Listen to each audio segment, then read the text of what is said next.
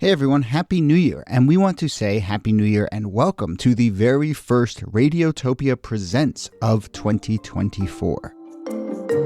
It's a series that we are truly excited about. It's called Shocking, Heartbreaking, Transformative. Now, this is from documentarian Jess Shane, who put out an open call on Craigslist and then worked with 4 strangers to explore the standard rules that documentarians and journalists use to tell their subject stories.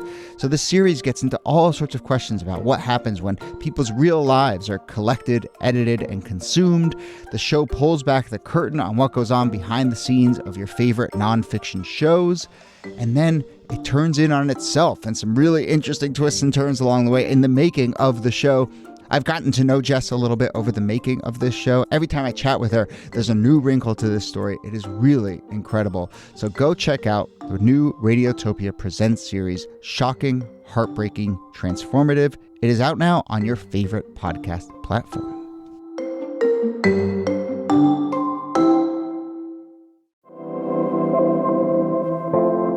Hello and welcome to This Day in Esoteric Political History from Radiotopia. My name is Jody Avirgan.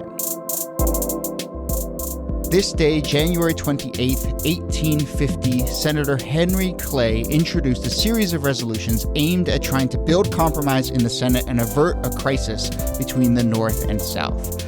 Later that year, in 1850, in September, the series of bills would pass, and this would come to be known as the Compromise of 1850, one of those terms that maybe you remember from middle school and then don't really know what it was about, but very fascinating. We'll get into some of the specifics. The bills combined a number of different but very interconnected issues, namely territorial expansion and slavery. There was a fierce debate about how territories like Texas and Oregon and California would be brought into the Union, whether they would be admitted as slave states or free states, what would happen to runaways from slavery. The Compromise of 1850 set some parameters on a number of those issues and maybe averted war for a decade or so. We will definitely discuss that and the legacy of all that. And with us, as always, is Nicole Hemmer of Columbia. Hello, Nikki. Hello, Jody. And Kellie Carter-Jackson of Wellesley. Hello, Kellie. Hey, how you doing? So, Kellie, a couple episodes ago, you said something that you tell your students, which is that the Civil War was not inevitable. And this feels like a really good example of how to get back into that notion. So, how does this fit into that story of the run-up to the Civil War and its inevitability or not inevitability? Yeah. Well, there are a number of times I think where the country could have broken out into civil war. And this period of 1850 is another one of those periods where slave states and free states are constantly in contention over who's going to have political control, economic control. And so these compromises are developed in an attempt to keep war at bay, or at least to keep some of the violence at bay. And so this particular compromise does a lot. It has, 5 different aspects to it. Should I go through each aspect of what the compromise lay it does? out for us. So, first, we should know that, Henry Clay had wanted these all bills to come through separately, but they wanted to collapsing them all together into one big bill. But Texas surrenders its claims to present-day New Mexico and other states in return for the federal assumption of Texas as Texas's public debt. California gets admitted as a free state, which is a really big deal. Most important of the compromise is probably the Fugitive Slave Act, which basically says that slaves that ran away can now be recovered. And it doesn't matter if they ran away, 5 days ago, 5 years ago. It doesn't matter if you were living longer in freedom than you were in slavery. You were subject to be and vulnerable to be kidnapped and sent back to your master. And then the fourth part bans slave trading within the nation's capital, within Washington, D.C. I should say owning slaves is still legal within Washington, D.C. Lots of congressmen and senators brought their slaves with them when they went to serve, but being able to buy and sell and trade slaves is no longer legal. And then the fifth part is the new territories of Arizona and Utah and New Mexico, which will be open to slavery. I mean, a huge part of this story, as Kellie is laying it out, is the intersection of slavery and expansion, as you were saying, Jody. I mean, the reason why all of this had to be adjudicated is because after the Mexican-American War, the United States had taken a significant chunk of land in the Mexican cession from Mexico, and all of that new land, they had to decide, where does slavery fit into all of this territory?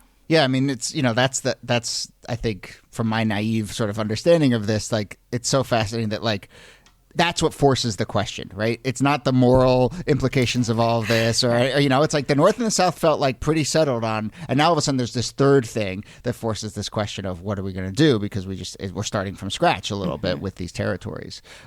Kellie, how much of a controversy was it about what would happen to Texas, what would happen to California, and what's your sense of why it shook out the way it did? Well, yeah, because whichever direction a state goes is going to determine who has the majority, who has the control in the political process in the Senate. And so that becomes a really big difference. So there was always sort of an even divide or split. And so politicians are really working to make sure that they can maintain that even divide so that no amount of free states or slave states have a large amount of control over the political process. So that's really becomes a big deal. But the fugitive slave law, I think, kind of makes a lot of this null and void because it really makes slavery national. There is no Mason-Dixon line per se. Now the only place that's safe for you as an enslaved person is Canada's border. I think this is so important, especially to the question of whether or not the Civil War was inevitable and how much the compromise actually forestalls the Civil War. Because on the one hand, all of these compromises mean you're able to keep the balance in the Senate sort of on that knife's edge between slave states and free states. But in making slavery a national issue, in implicating all of the northern states, all of the free states in the process of keeping people enslaved, now you've pushed, I think, a lot of people in the North into a position where before maybe they had been uneasy with the compromise, maybe they had never really thought much about it, but now that they were directly implicated in keeping people enslaved, they were turning more anti-slavery. So, Kellie, at the time, did people understand that the Fugitive Slave Act was going to be the most consequential element here? Oh, absolutely. I mean, it was controversial the moment it was brought up again. And the thing about the fugitive slave law is that it's actually an old law. It had been on the books for a very long time. George Washington had invoked it during the American Revolution when he was trying to get slaves who had ran away from his plantation. But this time the law actually has teeth on it. So it means that if you are caught aiding and abetting a fugitive slave, you could be fined $1,000. You could be sent to prison for 6 months. If you're a U.S. Marshal and you're in the North, you can deputize anyone around you and they have to assist you. If they don't, they can also face harsh penalties. So white Northerners were pretty upset by this because they said it made them de facto employees of the South. They didn't want to do slaveholders' biddings by helping to return their slaves. And it's really terrifying for free Black Americans because if they're caught or captured, they can't give testimony. They can't speak on their own behalf to say, no, I'm not who you think I am.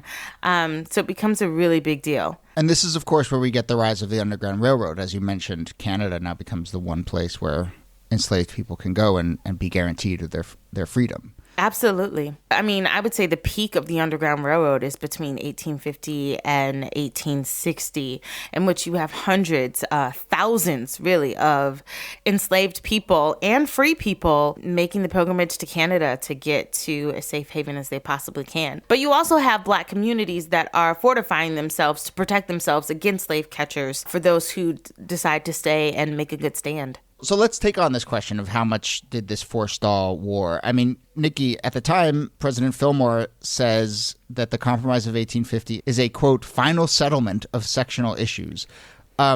Really? Is that wishful thinking?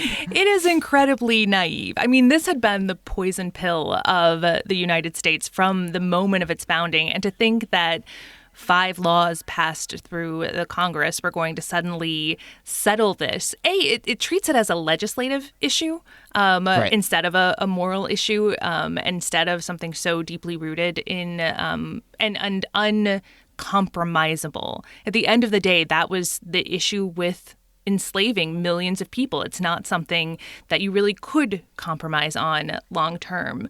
And so, yes, I mean, it buys the U.S. a few more years maybe, but as soon as you get the Kansas-Nebraska Act and bring more territories in, it's all back on the table again. As long as the U.S. has territorial ambitions to spread itself across the continent, enslavement is going to be a problem that will pop up again and again and again in Congress. That's a really good point. I mean, I think they just wound up kicking the bucket down the road a little more. But the Civil War, when it happens, there's no way to stop it.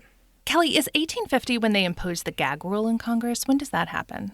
Oh, I think that's earlier. Okay. I think it's 1830s. Oh, wow. Okay. I'm going to say. Yeah, it's much earlier This is why than we that. need a 19th centuryist.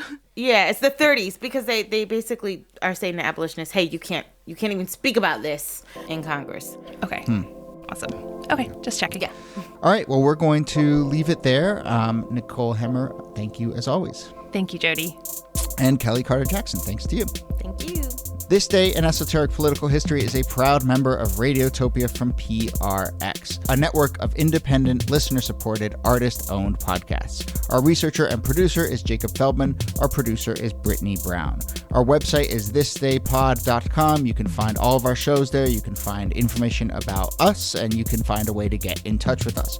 Follow us on Twitter and Instagram. Every day we are posting stuff about moments big and small at thisdaypod. Leave a rating or a review on Apple Podcasts if you feel so inclined. My name is Jody Avergan. Thanks again for listening, and we'll see you soon.